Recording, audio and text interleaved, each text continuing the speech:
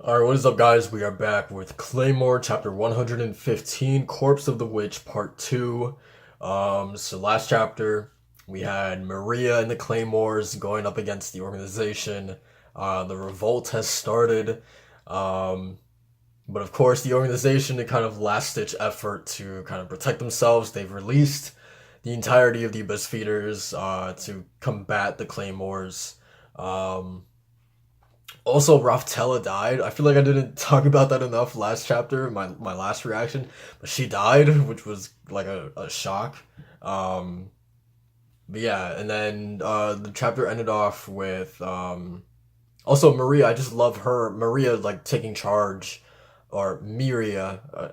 I feel like I always say her name wrong, but just her taking charge, and her, I believe her tactic last chapter was like she wants the single digits, like taking charge against the Abyss Feeders, and she wants the lower digits to kind of hang back.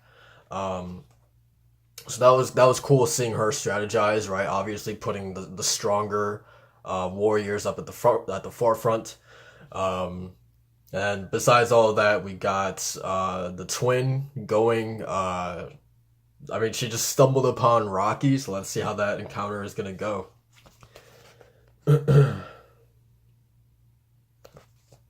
All right. Who is that? Children, the organization's warriors in training. All right, so she was leading them out. Okay. Sorry, but I'm borrowing that. Okay. I mean, I don't think this is like. I don't think she has like any like ulterior motive or anything like that. Like, I just think that like Rocky obviously isn't he's not a Claymore or anything like that. Like, maybe like in her mind, like he's not one of my sisters, he's not one of my allies. Maybe, he is here for some reason that benefits the organization in some way, or I don't know. Like, he's not my priority right now, so maybe I should just kill him, something like that. I don't know. Um, all right, so these two are fighting. The same face. Man, dude, he's got to fight both of them now. Interesting.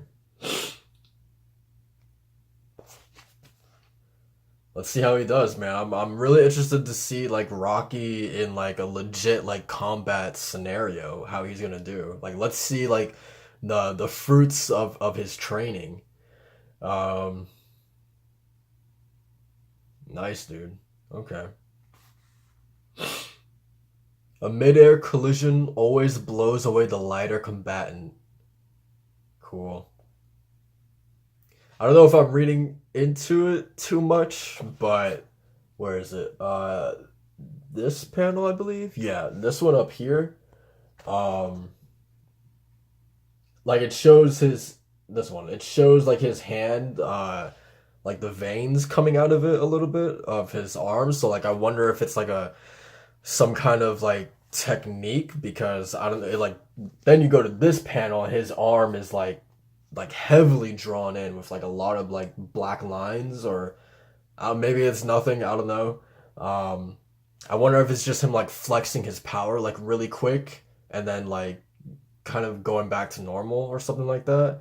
Like, just like flickering his power to come like really really high, and then he brings it back down low or something. I don't know. Like a little tease of his power. Um, okay, so let's turn the page. Um, Dude, are you kidding me? You may have held back, but still, fighting two warriors is tough. Who are you? Why do you use a sword the same way that we do? Because my sword master was sort of your senior. What an interesting sword. It isn't marked and it's not made to cut. It must be a practice sword. Alright, so, like, this is a pretty cool panel, man. This one up here. Because, I mean, just seeing like, okay, so Rocky has his sword obviously like at her throat, but then at the same time she has her sword at his throat. At least, right? Yeah, we can see that. And then at the same time, Rocky is holding the other twin's hands, like while she's like, got her sword down there. Um, yeah, man, that's crazy. And she, like, I feel like I never noticed like how big Rocky's arms are, but like, he is no joke, man. Damn. Okay. And like, yeah, even though, like, I mean, Rocky said it himself. Like, even though the twins were holding back a little bit, like, obviously they weren't like fighting, like using their full power, right? But still, like, for him to take on both of them at the same time, it's like it's pretty cool, man. And like, I don't even think he broke a sweat, honestly. You're not in the organization. They imprisoned me here. They don't like me much. What the heck is going on? That and the way you two are acting, there's something strange happening. We are all fleeing. We are using the Warriors' rebellion to escape the organization. The Warriors are rebelling, but if they catch us, they'll do even more horrible, painful things to us. Hey, mind if I keep this sword? Huh? Well, a rugged claymore belongs in the hands of a rugged man, not a little girl. Nice. I like that panel too. All right, let's go back to the battle, man. So it looks like we're already losing some people, man. Yeah.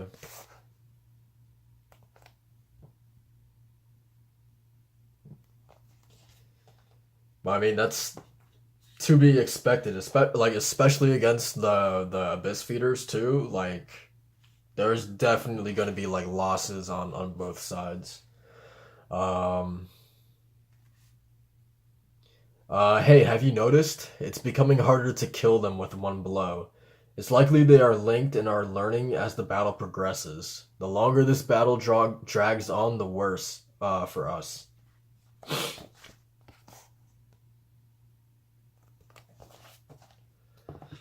Um, Damn, okay, so now they're all jumping in the air. Uh-oh, they're going for anyone but single digits. Um, Alright, I think the twins are coming back and joining the battle. Because I think you can see them down there, right? Just decapitating like all of these abyss feeders down here. Let's see. There they are, man. This is the backup that we needed. What are you two doing here? You were supposed to defend the trainees. One of the prisoners took our place. A prisoner? A man whose swordplay is like ours. He seemed different from the organization's men. But a single man against the organization's forces? Don't worry. If his opponents are human, I doubt he will lose to them. That's pretty cool that like the twin like literally like among the strongest in the current era of Claymores believed that Rocky, will be fine on his own defending the trainees. Um it's pretty cool, man. Um I mean, yeah, against like simple humans, yeah, he should be okay. Anyway, why you? You're mediocre. They let others fight their battles, and this is what happens. You get lazy, right? Like that's almost like a king, right? It's like a king's kind of mentality. Just letting other people fight the battle, and then you never know how to fight yourself, right? My shoulder wound still hurts, but against you losers, I hardly notice. There they are, over here.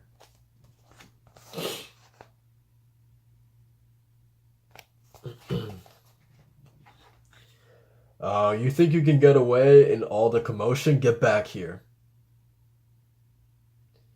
Uh, okay, so he like kicked up like a spear or a pole or whatever, and then tossed it. Okay, what? Why you? Um, it may not cut, but it's as heavy as a claymore. If I strike, it'll sunder flesh and crush bone. There he goes with the veins on his forearms down here.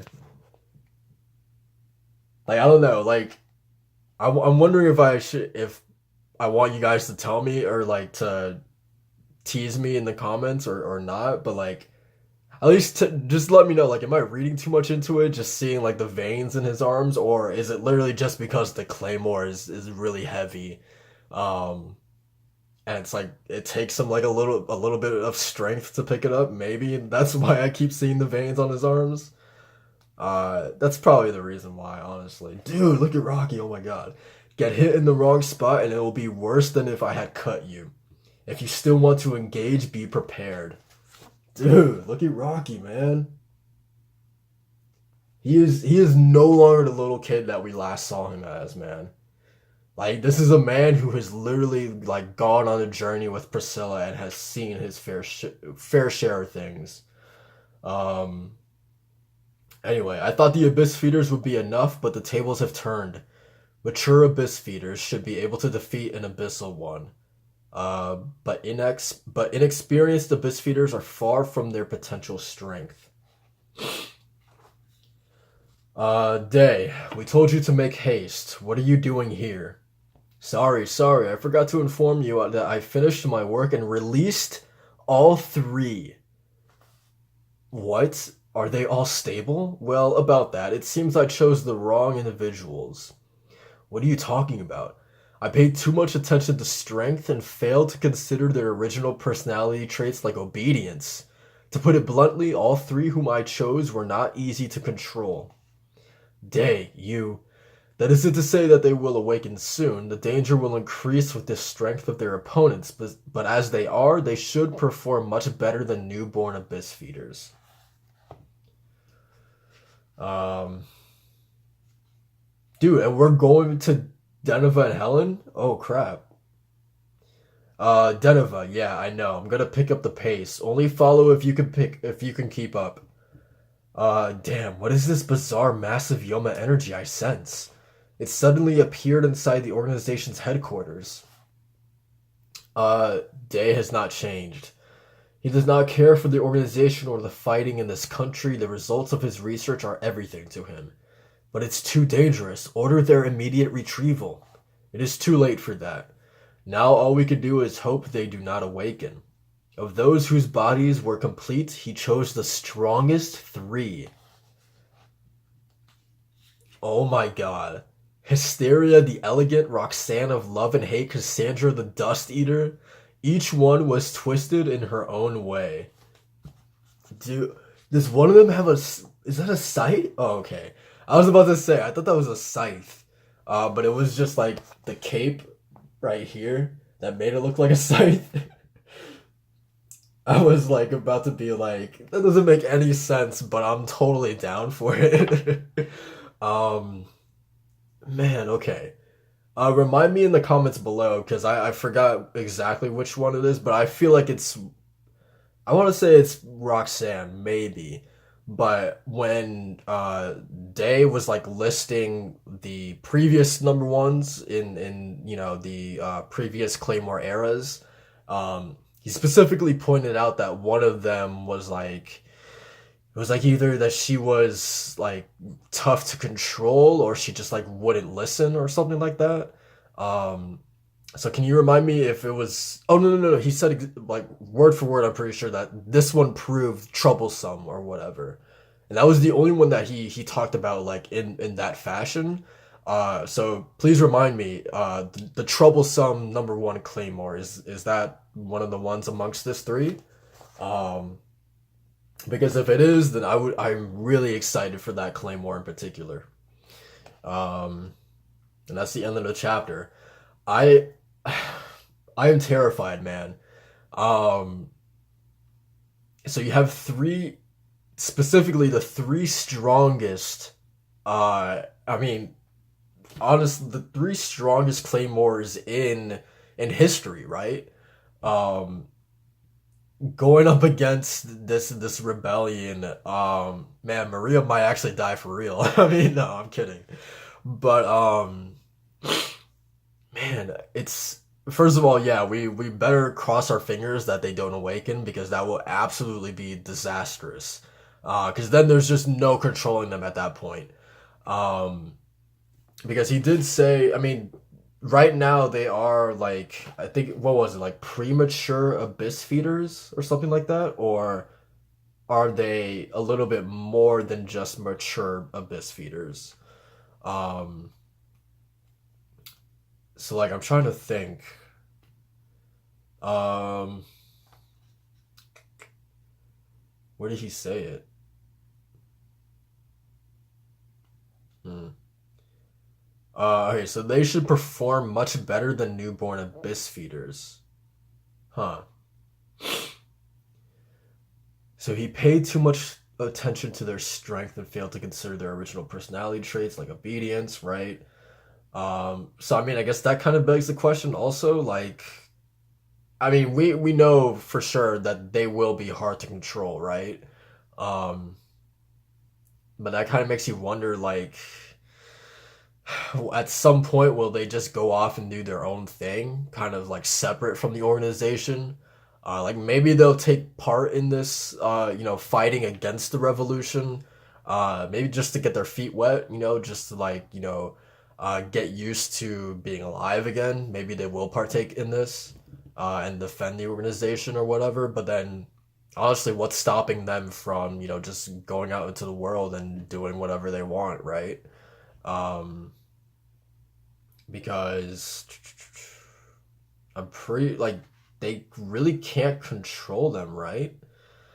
Um,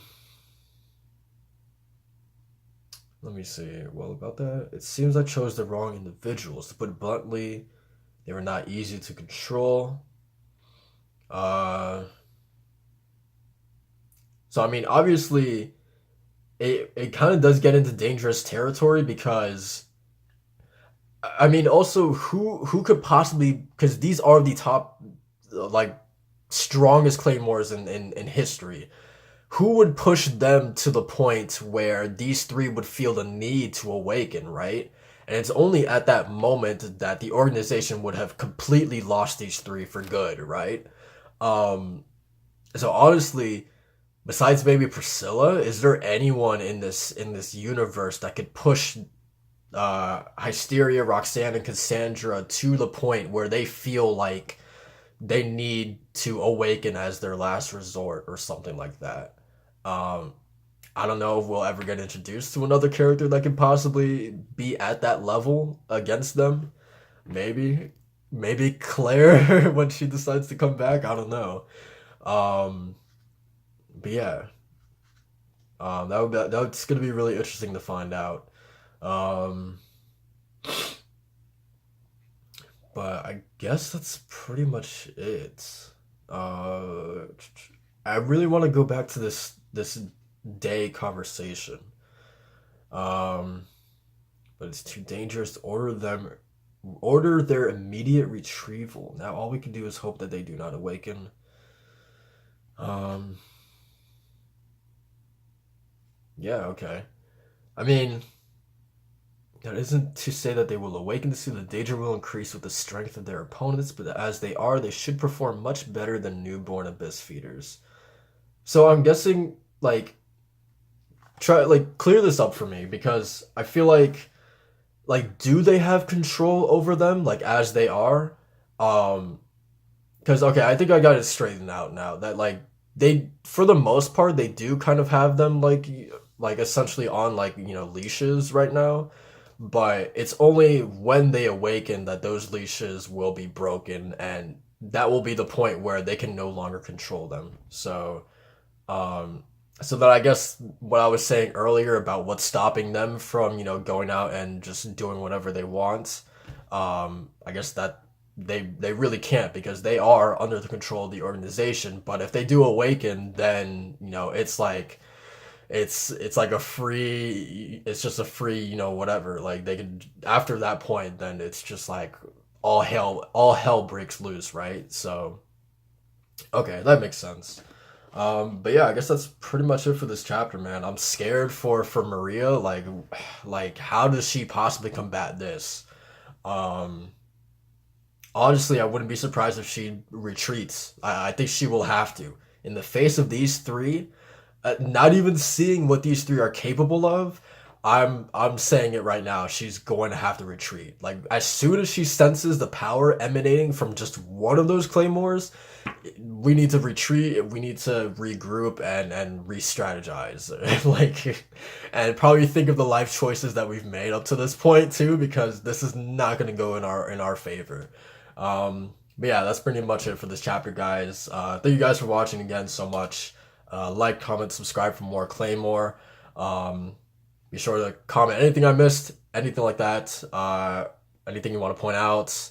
Let me know in the comments below. I love reading the stuff that you guys have to say. It's really, really cool. So yeah, that's pretty much it, guys. Thank you guys for watching again, and I'll see you guys in the next one. Peace.